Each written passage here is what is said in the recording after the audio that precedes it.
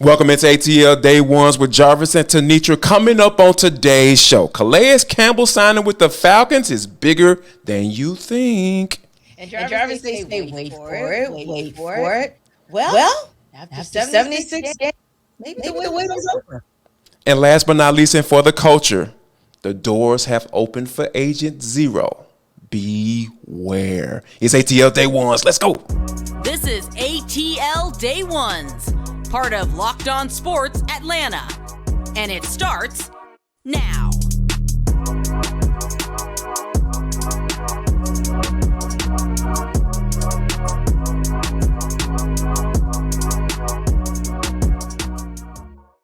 I want to start off by saying thank you for making ATL Day Ones your first listen of the day. Remember, we are free and available on YouTube, wherever you download your podcast, and wherever you download your podcast, make sure that you leave us a 5-star review. We really appreciate that from you in advance. Today's episode of ATL Day Ones is brought to you by FanDuel Sportsbook. Make every moment more. Visit FanDuel.com/lockedon today to get started. But T, the news that we got first thing this morning is the fact that Calais Campbell will be signing with the Atlanta Falcons. And when you think about what Terry Fontenot and Arthur Smith are trying to build here in Flowery Branch and bringing it to Sundays at Mercedes-Benz Stadium, I think like all of these signings that they brought in. But I think, when you look at Calais Campbell, I think you and I both agree that this might just be the biggest signing of the offseason for Terry Fontenot and his regime. Yeah, and it's exciting to hear about Scotty Miller, who was signed to a one-year deal, although some might think, well, that's the confirmation of the end of Olamede's time in Flowery Branch. But yeah, I would agree with you. I look at Onyeka, Jesse Bates. Those are probably the biggest signings before today. But when you look at the body of work, even last year, Jarvis, 5.5 sacks at age of 36, that's pretty impressive. 36 tackles, 18 of which were solo. Those are all still impressive numbers for someone who wasn't an every down guy either. And the ability for him to come in and maybe do something that you, being a Falcons fan and being an Atlanta native, like Freeney, maybe that is something that Falcons be able to see and look.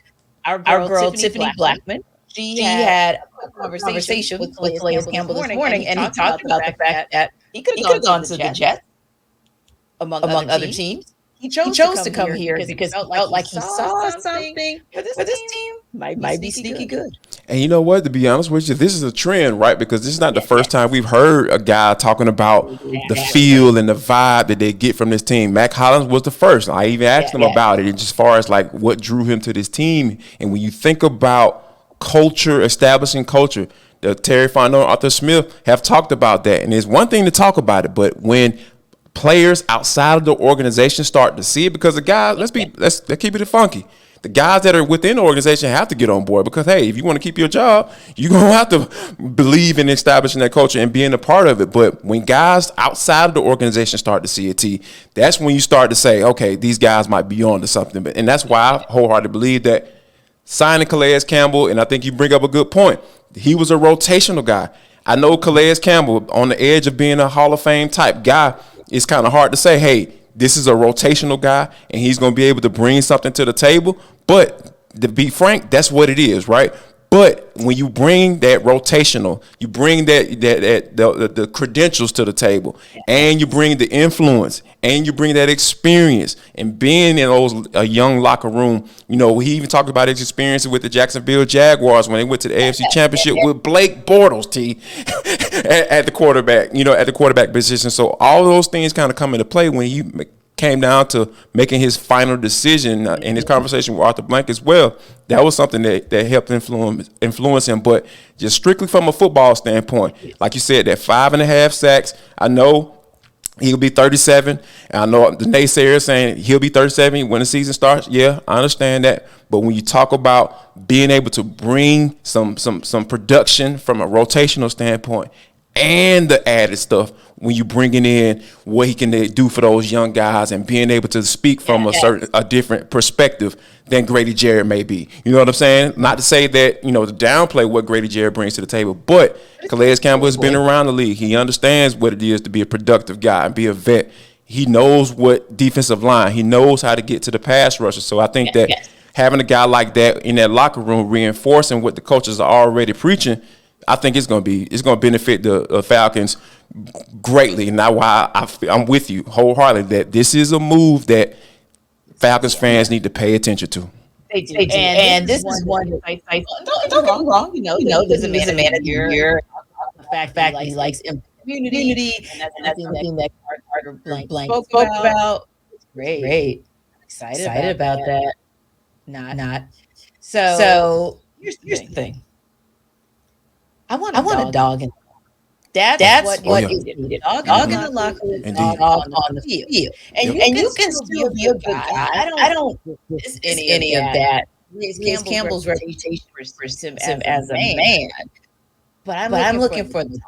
I'm looking for one more of those to kind of book in. I'm talking about not booking necessarily, but about booking in terms presence delivers. Yeah. Like you said, if you've got great message, you've got a coach on it. Or you Lay's giving them and you've got a coach. That's what I'm for. That's what I think ultimately to move the needle. You have two guys that have high IQ and still have high football engines. So imagine them getting their hands around helping him to see how to bring his game at that level this season. That's the biggest impact he can make for me. Yeah, and I'm with you. Hashtag Tenitra Mantra. Like, hey, still sitting there. And to be able to bring somebody else, Tyree Wilson, Jalen Carter, like who gonna be able to vibe in this type of room, that defensive line room like that. So yeah, I'm really, really appreciative of what Terry Fontenot and Arthur Smith are doing for this offseason, because I think I see the vision. They're writing it and they're making it really plain. Now, T, when you talk about closing off a conversation, I think Lamar Jackson, it's time to put it to rest. It's time to dig a hole and drop that bad boy. Not Lamar Jackson himself, but this conversation about him being a Falcon. So all those betting odds, y'all need to change those bad boys, because that is a waste of time and money. Well, Arthur Smith came out yesterday and basically said the sky is blue.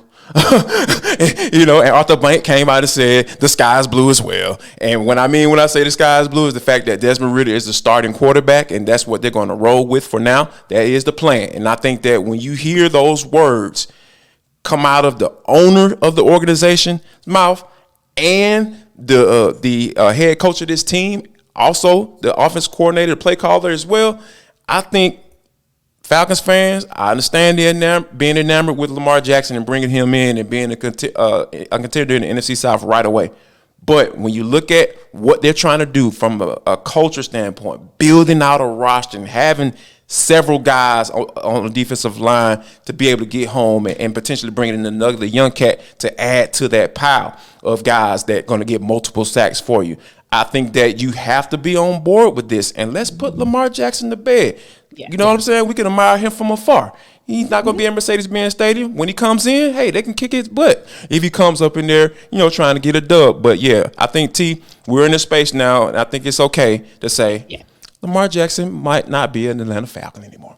Yeah. And what I heard in Arthur Smith's comments as well is there was some, you were missed. Like his first answer Bell was, of course, all 30 teams would look at him and kind of walk. He's like, teams. The Chiefs aren't looking into Lamar Jackson. Sorry. Right.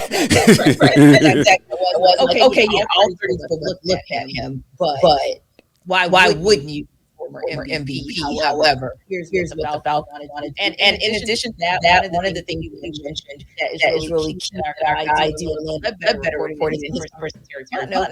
The negotiation Sean Evans going. So if to give him a deal or multi-year, you're still looking to other businesses out there. I mean, we always talk about shape that farm. Like that's not exactly that. So there's still pieces that need to be squared away. Right. If you have a viable guy under center, you think like you said, you build around him, you're getting him once, and let's see what he can do. And I think Jarvis, super worst case scenario.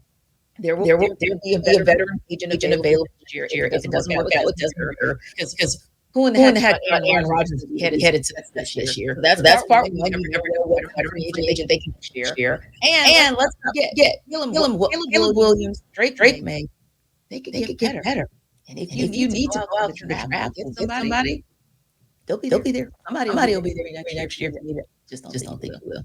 Yeah, I think that, that building in the short term and the long term is a good plan when you're trying to establish yourselves as a respectable organization again, because you have been in the playoffs for going on 6 years now, or going on the 6th year of not being in there. I think they're doing everything they possibly can to be a contender in the division, because that's the easiest way to get into the playoffs, especially if you look around the landscapes of this division. So speaking of looking around the landscape, how about this, T? Quin Snyder used the word connectivity when he was talking about Trae Young and Dejounte Murray.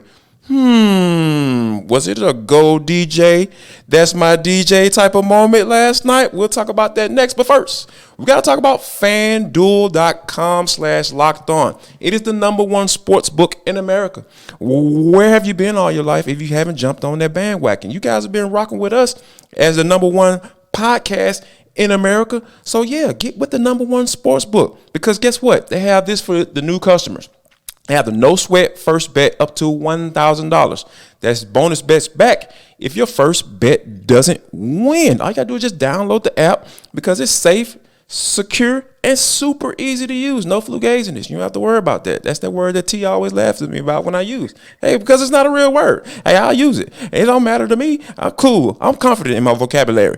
But, all you got to do is go there and check it out, because they have the money line, the point scored, and threes drained, the over-under. The easiest stuff, man. The easy way to make some money, because that's what it's all about. Plus, you can combine your bets for a chance at a bigger payout and a same-game parlay. So don't miss out on your chance to combine your bets for a bigger payout, and go to get the no-sweat first bet up to $1,000 in bonus bet when you go to FanDuel.com/LockedOn. That's FanDuel.com/LockedOn to learn more. Make every moment more with FanDuel, an official sports betting partner of the NBA. And if you were some betting person last night, and you bet on the Hawks, you won. Yeah. Because they 120 to 118, not only win the game series against the Cavs, and they did it in a way that we really talk about when we review the game. We talk about X factors, because there's always an X factor coming out from the other game. Those X factors would be John Collins and DeAndre Hunter having to step up. But there were other guys. One who has stepped up a lot in the he's Mr. March as far as I'm concerned, and another who showed us a lot of flash in the beginning of the season, kind of last month or so. And I believe that's Dejounte, like unbelievable game that he had with 29 is 5 rebounds in his 4 assists, his 2 steals.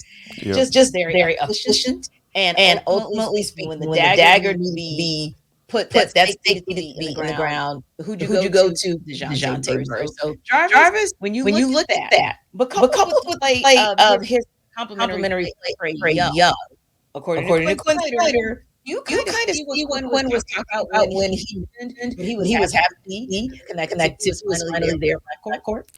Yeah, I see it, because at the end of the day, when you talk about the type of game that Trae had, right? 16 points, 10 assists, but he only made 4 field goals. And Chuckery was talking about this morning as far as like the Hawks record when Trae only makes that amount of field goals or less than a certain amount of field goals.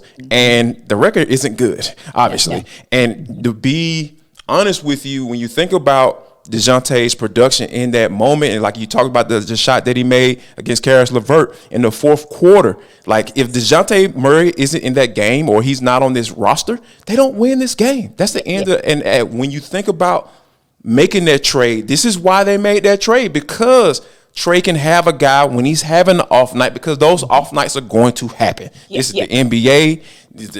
These guys go through mental things, and they're dealing with certain things and stuff like that, and they might just be having a bad night.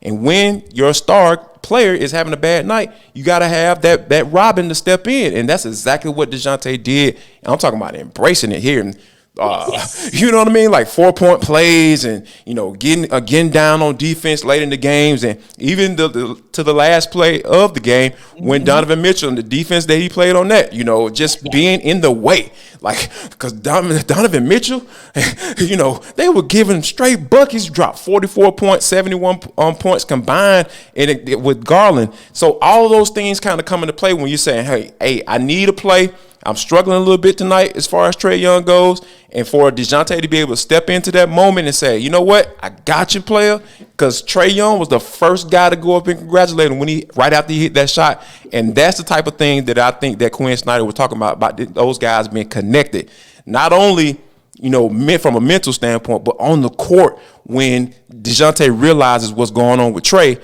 and hey, I got you, dog, and that's the thing that you're looking for to make this thing work, like we talked about yesterday. Yeah. And for Trae to have the mental wherewithal to say, you know what, not my game. I'm not having the game, but I can get involved with the guy who is. Yeah. And I can make sure that in those little moments where I have to do something. He had Darius Garland running around the court at the end of the game to try to take all the time off the clock that he can. I really like that, Jarvis, because for me, I watch a lot of the basketball IQ, and I want to see what you're doing in certain situations. I thought he made a stellar decision in that moment. I'm going to keep the ball.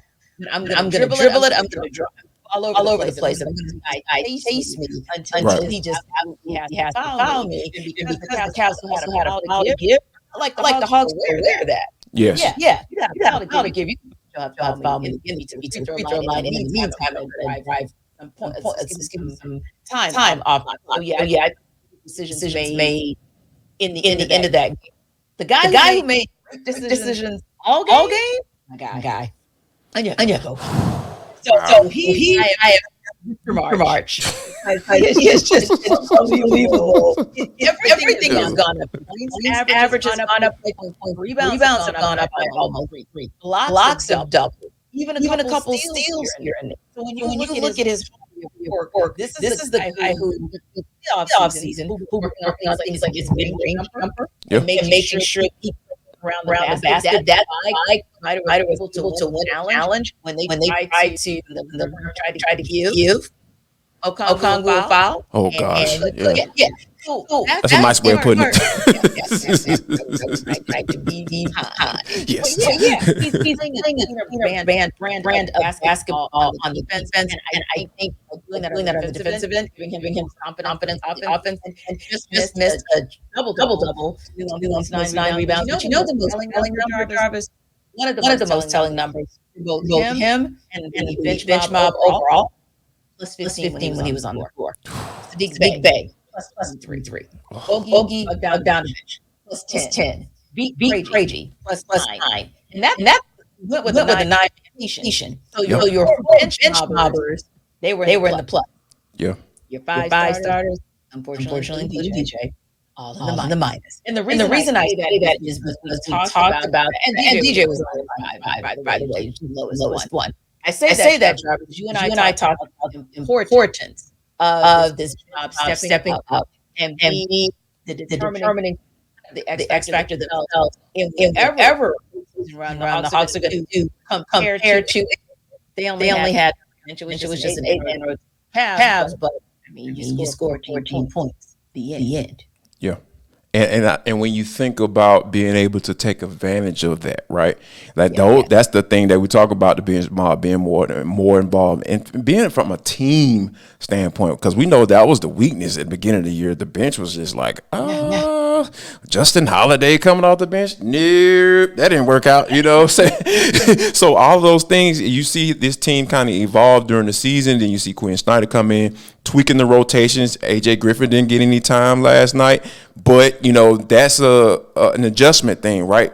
Quin Snyder is willing to adjust certain rotations, adjust certain things when it comes to based off of matchups. And that's when you're talking about you going to a deeper level of this thing, right? That's not what you necessarily used to seeing. No shade against Nate McMillan, but hey, this is the type of thing that Quin brings to the table and trying to figure this roster out.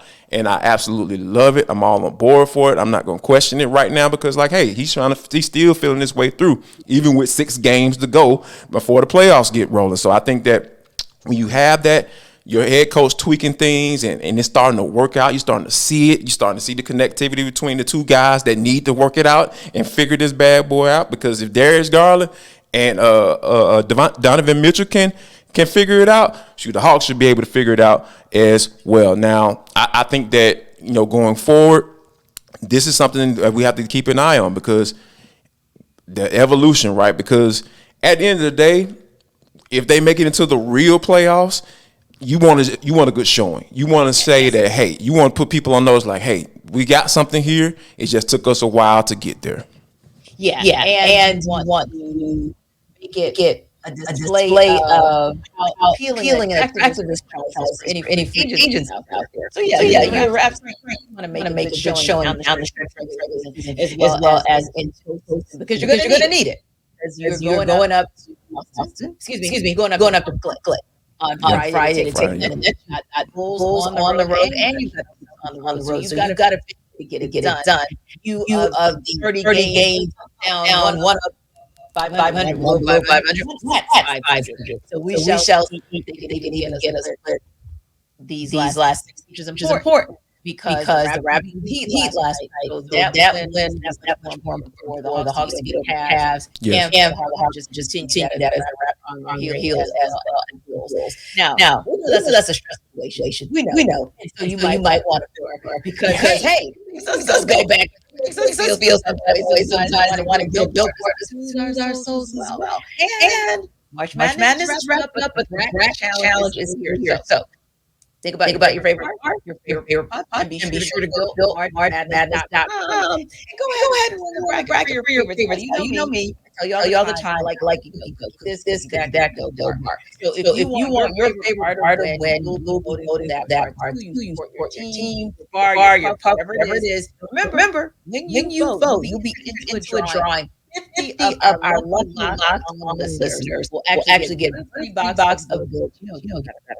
We got one guy, girl, who's a locked on to have built best bars of months delivered right there door. So you got to try it. You already know it's good. Only 103 calories, 15 grams of protein, 4 grams of sugar. Really much better than that. You want to know how good it is? Oh, marchmadness.com. Not right now. Right after you check out our show. Built March Madness. Oh, yeah. That's what I'm talking about right there.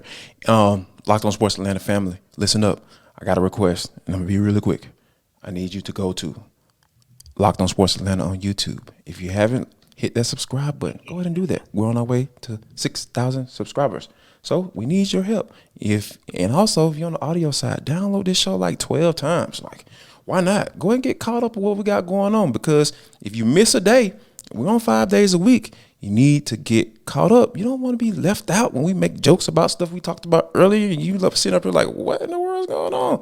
But I think one of the things that we have to do is make sure you do that. And if you don't, we're going to make it without you, I promise you. All right, but this is For the Culture. It is the intersection between sports, entertainment, the culture, and sometimes whatever the hell we want to talk about, because that's just how we get down on the show. Today is no different. How about this, T? The NFL, the owners' meetings are going on. They up here voting on rules, not voting on rules, voting on games, not voting on games.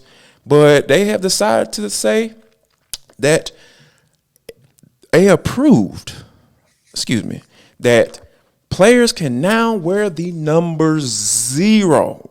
Why is this significant, Jarvis? Because our guy, Calvin Ridley, came out and said, hey, he's going to be the first Jaguars players to rock the number 0. And when you talk about Agent Zero, I'm not talking about Gilbert Arenas. And when you talk about that Calvin Ridley being motivated, being ready to get back on the field, he's in a good mental headspace now, T. I think in 2024, the Falcons might just be looking at a second-round pick coming their way because I believe wholeheartedly that Calvin Ridley is going to ball out this year. I agree with you. I think the reference to reset for Ridley. That's what I'm going to reset for Ridley. And I believe I'm starting from the bottom. And I'm okay with it because I know I'm going to go out on the field, prove my worth, shut down all the haters as well. I love it. Yes. So cool. And you all know that day one is still rooting Calvin one is great and do well over there at Jacksonville. So yeah, I'm excited. I can't wait to see the number. And I can't wait to see Falcon choose. That's fun. Yeah, that'll be dope. And if the first round pick, does it, where we think that, where the Falcons need to go is edge, the edge spot. The only thing I don't like about this rule is, they said defensive lineman or offensive lineman can't rock it. I'm just like, why y'all? Hey, man. Like, do you understand, T? Like, I played nose guard. So, the zero technique, you line right over the center. So that was my spot. I was like, man, let me rock the zero. Y'all hating. But yeah, come the guys who are in it. And wear what they want to wear. Yeah, come on, they had at least say, hey, I can rock the single digit. You know what I mean? Like I can do my thing right there. Hopefully, I believe defensive lineman can rock the single digit number. So yes. Not mistake. But you know what else was interesting? Talking about that twist of what the NFL is doing with zero. Popeyes, a twist on their famous classics. You know how much I love Popeyes. This is it. Yes. Now they're gonna roll out strawberry biscuits. Yeah. Wait a minute. Wait. What? What? Strawberry biscuits? Strawberry biscuits. Yes. And so literally they're saying, and I'm quoting from their via culinary innovation, they feel like the perfect combination of our classic buttery biscuits, the flavor of ripe, fruity strawberries is a touch of sweetness to any or adds a touch of meal. It's gonna be $1.79. Whoa. Like, is the biscuit gonna be a little bit bigger? Because the biscuits a little slim at Popeyes. They're good, but they're a little slim. Smaller and smaller. And the price is getting bigger. Yes, come on, man. What are we doing here? I'll probably Jarvis and giggles because you and I are always comparing those Popeyes. Which one does best? Which one does most true? And things. So I think. Yeah, I'm all for that because I think that, you trying out the strawberry biscuit and me trying out this fish sandwich that they have, this 400, I gotta try it, T. Like, that's gonna be my cheat meal on a Saturday at some point because we'll bring it back to the people, the people right here on the family. This is what we do for y'all, man. You see the type of stuff we bring it to y'all each and every day. Wow, y'all know what time it is. Please continue to rock with ATL Day Ones and make it your first listen of the day. Why don't you make your second listen of the day Locked On Sports today, because they got all the breaking news, the national stuff. They talking about owners meetings and everything. You trying to get up to date with what the rules are, what they're trying to add to, how they're trying to make the league, quote unquote, safer. I'm using air quotes for the people who are not watching on YouTube. Go to Locked On Sports today. They got it right there for you. You can find it wherever you find this podcast. Come on, now we're on all the platforms. I don't have to name them. So make sure you check us out, and we're free on YouTube as well. Now, people, before we get out of here, I got to say this. You already know what time it is. If you don't do anything else in life, make sure that you share love, show love, and most importantly, spread love.